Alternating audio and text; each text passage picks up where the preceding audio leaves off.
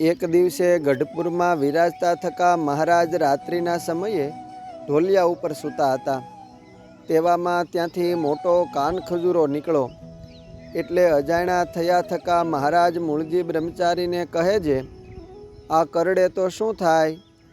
ત્યારે સુરો ખાચર બોલ્યા, જે ભીણું મહારાજ, આ કાનખજૂરો કરડે તો હોજો ચડે ને ખંજવાળ બહુ આવે।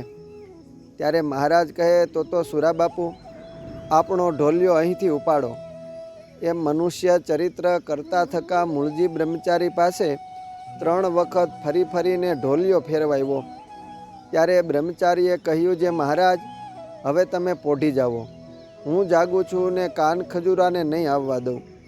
પછી મહારાજ પોઢ્યા અને મૂળજી બ્રહ્મચારી શ્રીહરિના ઢોલિયા પાસે બેસી વીંજણો નાખીને સેવા કરતા રહ્યા। આમ શ્રીહરિની દરેક સેવા બ્રહ્મચારી પ્રસન્ન મને કરતા।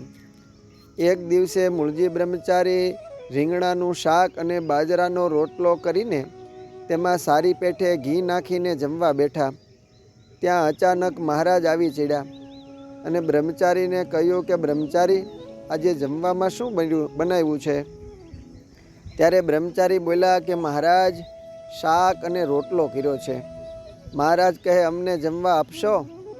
લ્યો ને, ખુશીથી જમો મહારાજ। પછી મહારાજ જમવા બેઠા અને જમીને બોલ્યા કે, જુઓ કેવું સરસ શાક કર્યું છે। આજ તો તમે કર્મની રેખ પર મેખ મારી છે।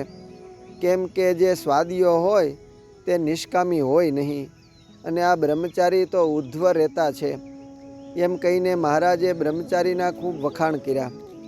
આમ મૂળજી બ્રહ્મચારીની રસોઈ કળામાં પણ નિપુણતા જોઈ અને બ્રહ્મચારી પણ નિત્ય નવીન નવીન થાળ બનાવીને મહારાજને જમાડીને પ્રસન્નતા મેળવતા।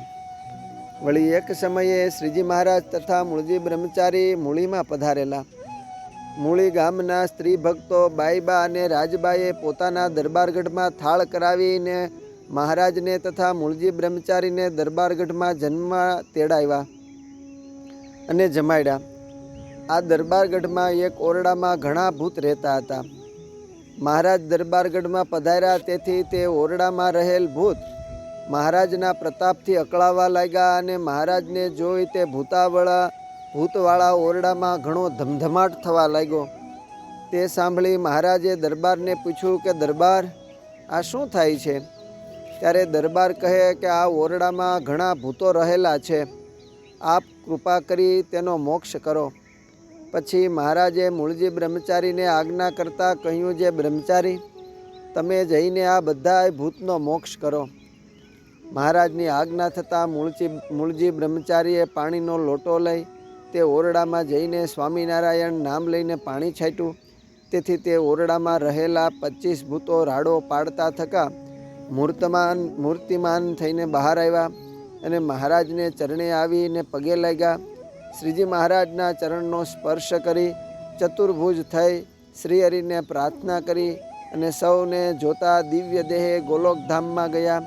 આ સમગ્ર ઘટના જોઈ ત્યાં રહેલા સર્વે લોકો ખૂબ આશ્ચર્ય પામ્યા। અસ્તુ, જય સ્વામિનારાયણ। બ્રહ્મના ઉપાસક બ્રહ્મચારીઓમાંથી